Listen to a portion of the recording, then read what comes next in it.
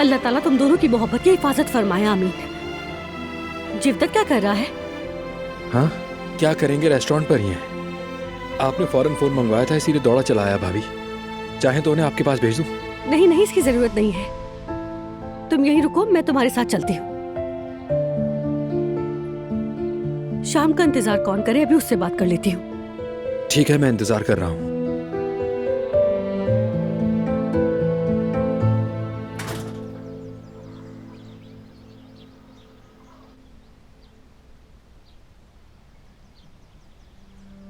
अल्लाह करे कि ये काम भी जल्दी खत्म हो जाए।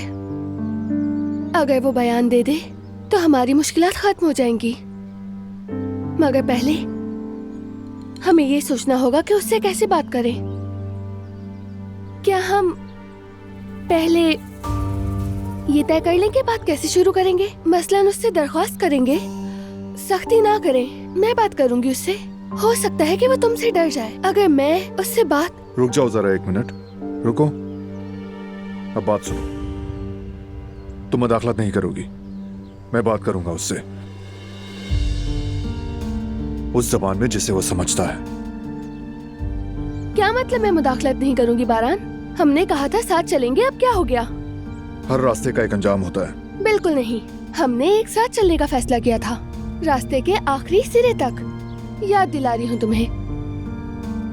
याद दिला रहा हूँ कि तुमने बात मानने का वादा किया था।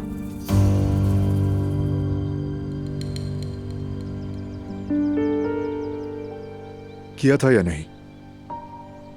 अब तय हो गया। अब हो गया तय।